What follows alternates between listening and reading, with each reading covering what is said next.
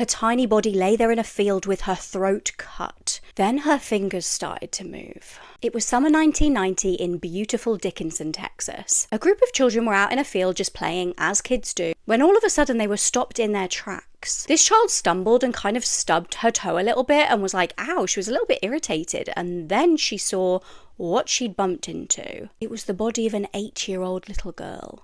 Now rewind to the night before. Little Jennifer Schuett was living in the area and she was an absolute ray of sunshine. Super energetic, really friendly and just totally full of life. But on the evening of the 9th of August, she was cuddled up in bed with her mum, but she was a real fidget and she wouldn't stop kind of tossing and turning. Her mum was like, can you please get into your own bed? You're actually keeping me up and I've got to be at work early tomorrow. So Jennifer scrambled into her own bedroom, not realizing a terrifying predator was waiting to pounce. Later that evening, a shadowy figure crept into her ground floor bedroom. One minute Jennifer was asleep, and the next thing she knew, she was being carried by a stranger into a car. As she realized she wasn't in a nightmare, this was actually really happening, she tried to scream. But the man was running by this point and held his sweaty hand over her face, almost smothering her. He then shoved her into a vehicle, but this part actually really confused her because he then tried to almost like reassure her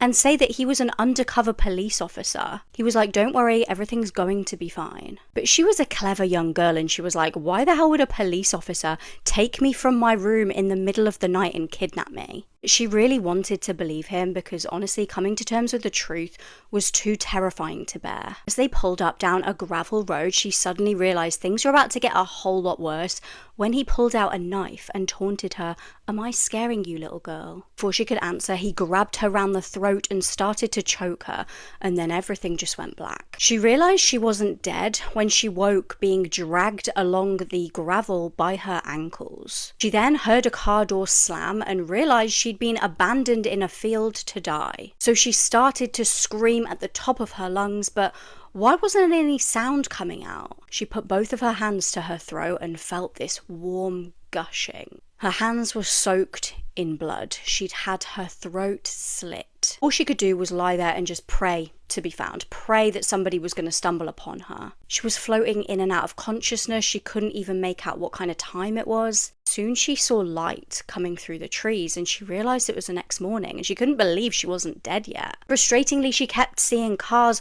drive past in the distance, but nobody stopped and she couldn't scream. Meanwhile, a frantic call came into police. Jennifer's mum had woken up for work, checked on Jennifer in her bedroom and found her window wide open. Police raced over and started scouring the area, begging volunteers to help